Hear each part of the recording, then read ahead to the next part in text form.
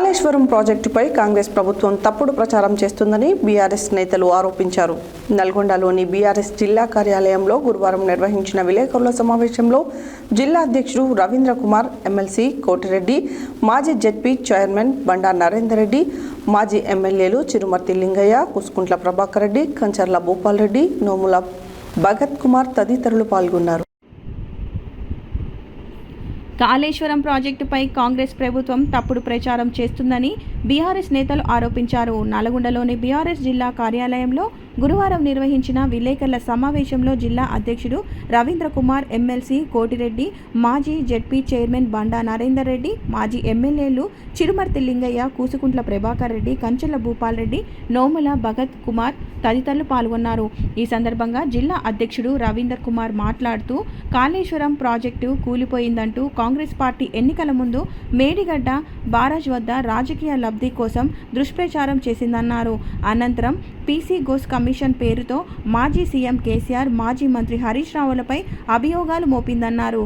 అయితే high court commission విచారణ సహజ న్యాయం సూత్రాలకు విరుద్ధమని పేర్కొనడం కాంగ్రెస్, బీజేపీ నేతలకు చెంపపెట్టులాంటి తీర్పు అని అన్నారు. మేడిగడ్డలో 2 పిల్లర్లకు చీలికలు రావడంతో LNT సంస్థ మరమ్మతులు చేపడతామని తెలిపిన ప్రభుత్వం అడ్డుకుందని ఆరోపించారు. ఇప్పుడు సీఎం తిరిగి మేడిగడ్డకు వెళ్లి బాగు చేస్తామని చెప్పడం విచిత్రమన్నారు. పాలమూరు, రంగారెడ్డి ప్రాజెక్టులలో డిండి లిఫ్టుకు నష్టం జరుగుతుందని సంబంధిత మంత్రి ఉత్తమ్ కుమార్ రెడ్డి పట్టించుకోవడం లేదని విమర్శించారు. మాజీ జెడ్పీ చైర్మన్ బండా నరేందర్ రెడ్డి మాట్లాడుతూ కాంగ్రెస్ ప్రభుత్వం వచ్చాక కాళేశ్వరం ప్రాజెక్టుపై తప్పుడు ప్రచారం ప్రారంభించిందన్నారు. ఎమ్మెల్సీ కోటిరెడ్డి మాట్లాడుతూ పీసీ ఘోష్ నివేదిక ఆధారంగా కేసీఆర్, హరీష్ రావులపై చర్యలు తీసుకోవడం కుదరదని హైకోర్టు స్పష్టం చేయడం స్వాగతించదగ్గ విషయమన్నారు. మాజీ ఎమ్మెల్యే కంచెల భూపాల్ రెడ్డి మాట్లాడుతూ కాంగ్రెస్ ప్రభుత్వం హామీలను పక్కన పెట్టి ప్రతిపక్ష నేతలపై ఆరోపణలతో కాలం గడుపుతుందన్నారు. రైతులకు కరెంటు సమస్యలు, యూరియా కొరత, ధాన్యం కొనుగోలులో నిర్లక్ష్యం నెలకొందన్నారు. శుక్రవారం నుంచి ధాన్యం కొనుగోలు కేంద్రాలను సందర్శించి రైతులకు అండగా ఉంటామని, అవసరమైతే కలెక్టరేట్ వద్ద ఆందోళన చేపడతామని హెచ్చరించారు. ఆర్టీసీ కార్మికుల సమ్మెకు తమ మద్దతు ఉందని తెలిపారు.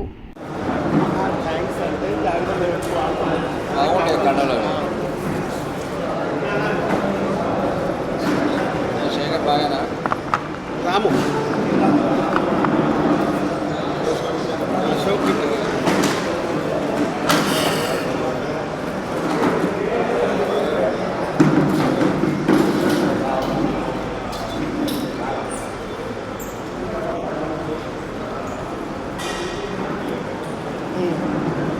మీకు అనువలేదు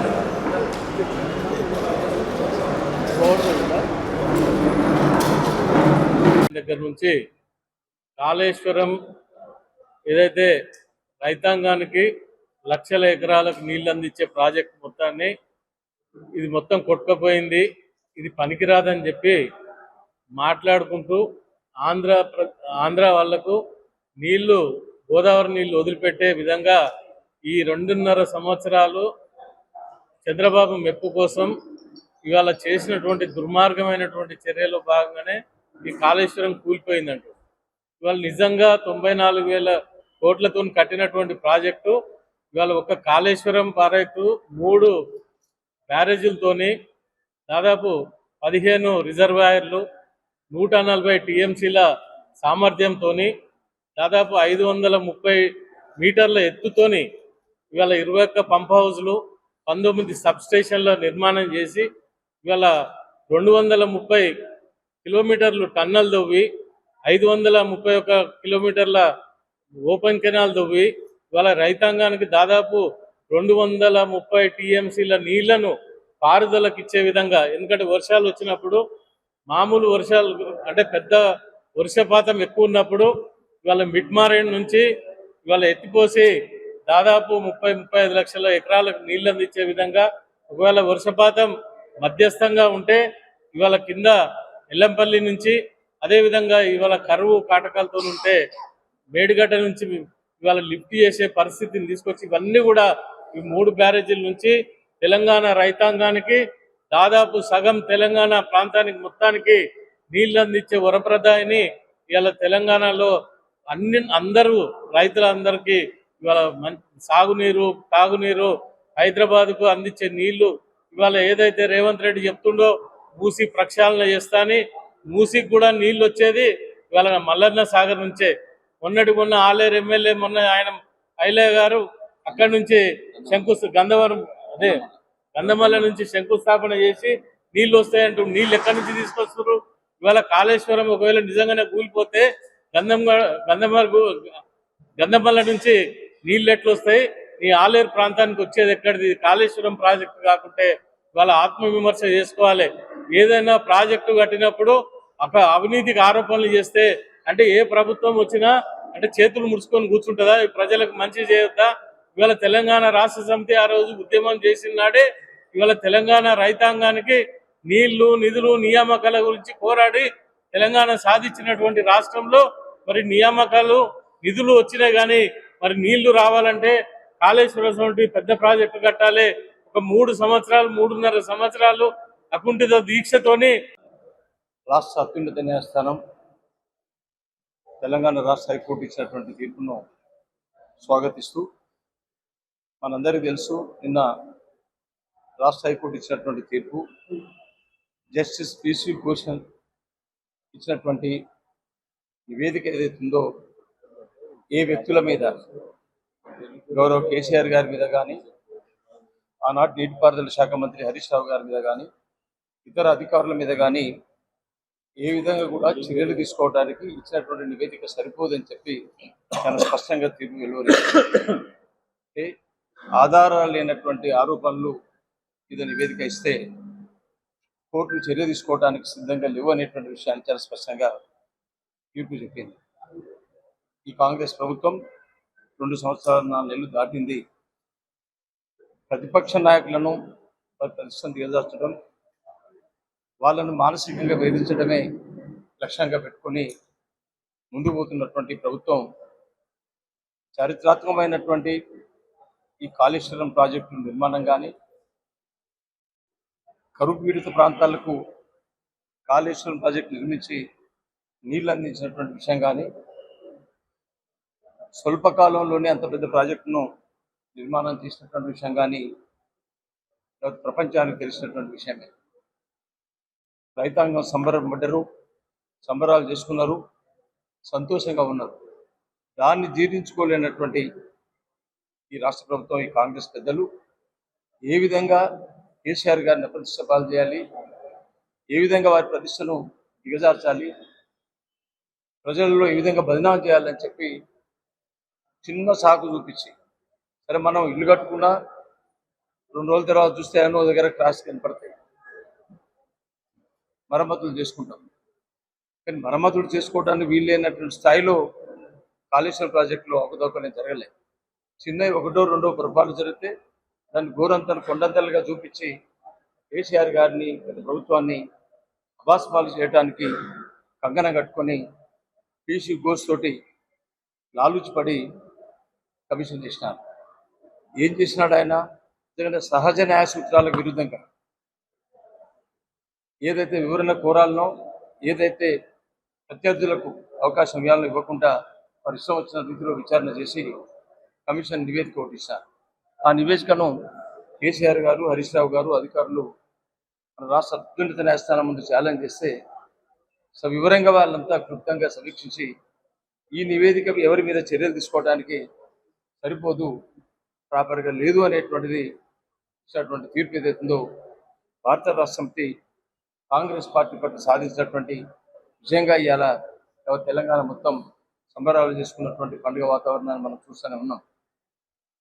నిజమే, ఏంటిది ముఖ్యమంత్రి గారు వివరించేటువంటి తీరు 2.5 సంవత్సరాల కాలంగా ఇప్పుడే మా బీఆర్ఎస్ జిల్లా శాఖ అధ్యక్షుడు. మరి ఈరోజు ఈ వేదికకు పార్టీ నాయకులు, మరి అదేవిధంగా ఎమ్మెల్సీ కోటిరెడ్డి అన్న గారికి, నరేంద్ర అన్న గారికి, మరి వేదిక మీద ఉన్నటువంటి పెద్దలందరికీ కూడా నిన్న హైకోర్టు ఇచ్చినటువంటి తీర్పు, హైకోర్టు ఇచ్చినటువంటి మాట కాంగ్రెస్ పార్టీకి 2.5 సంవత్సరాల నుంచి బీఆర్ఎస్ పార్టీ పైన, కేసీఆర్ పైన నిన్ననే ఆర్టీసీ కార్మికులు కానీ ఆర్టీసీ వ్యవస్థ మొత్తం కూడా నిన్ననే సమ్మె స్టార్ట్ చేసింది. మరి అదేవిధంగా ఇవాళ తెలంగాణలో రైతాంగం మొత్తం ప్రతి ఒక్క రైతు బాధల్లో ఉన్నారు. అటు కరెంటు కష్టాలు, అటు నీటి కష్టాలు, అటు యూరియా కష్టాలు, అటు పెట్టుబడి సాయం రాక పెట్టుబడి కష్టాలు, అన్ని కష్టాలతోటి ఇబ్బందులు పడ్డా పంట పండించుకుంటే ఇవాళ పండిన పంటని కొనుగోలు చేయడానికి ఈ రాష్ట్ర ప్రభుత్వం ఈనాటికి కూడా పంట కొనుగోలు చేసే పరిస్థితి లేదు. ఒక నెల రోజులు 30 రోజులుగా రైతులు ధాన్యాన్ని తెచ్చి ఐకేపీ సెంటర్లో, పిఎస్సి సెంటర్లో, మార్కెట్లలో ధాన్యం పోసి పడిగాడుపులు కాల్చున్నా ఈనాటికి కూడా ధాన్యం కొనుగోలు చేయడం లేదు. ఇప్పటికి కూడా జిల్లాల్లో ఉన్నటువంటి ఒక్కొక్క జిల్లాకి ముగ్గురు మంత్రులు హెలికాప్టర్లలో వస్తున్నారు, గాలికి తిరుగుతున్నారు, గాల్లో పోతున్నారు, గాలి మాటలు మాట్లాడుతున్నారు. కానీ రైతులకు సంబంధించిన ధాన్యం మీద ఒక్క రోజు కూడా మంత్రి కేసీఆర్ గారిని, హరీష్ రావు గారిని ఆనాడు తెలంగాణ రాష్ట్రానికే ఒక వరప్రధానిగా దాదాపుగా 37 లక్షల ఎకరాలకు సాగునీరు, తెలంగాణ రాష్ట్రంలో 70% త్రాగునీరు అందించే ఒక గొప్ప ప్రాజెక్టుని నిర్మాణం చేసిన దాన్ని అబద్ధ ప్రచారాలతో అవినీతి జరిగిందని చెప్పి అడవులుగా మా పార్టీ నాయకుల్ని, మా పార్టీని అభాసుపాలు చేసినారు. కానీ నిన్న హైకోర్టులో ఎవరైతే ఈ పీసీ ఘోష్ కమిషన్ రిపోర్ట్ ఉన్నదో అది పూర్తిగా Congress party, PC Ghosh commission కాదు, అది పీసీసీ రాసిచ్చిన కమిషన్ అని చెప్పి గతం నుండి బీఆర్ఎస్ పార్టీ ఏదైతే చెప్తున్నదో ఆ పద్ధతుల్లోనే న్యాయము ధర్మము నిన్న హైకోర్టులో గెలవడం అనేది జరిగింది. నిన్న హైకోర్టు ధర్మాసనం ఏం చెప్పింది? ఇది కేవలం ఒక రాజకీయ దుర్బుద్ధితో కేసీఆర్ గారిని అభాసుపాలు చేయడానికి, గత ప్రభుత్వాన్ని అవినీతి ప్రభుత్వంగా చిత్రీకరించడానికి ఒక చట్టబద్ధ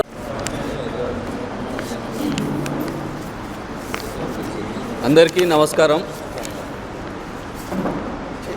ఈరోజు నల్లగొండ జిల్లా కేంద్రంలో బీఆర్ఎస్ పార్టీ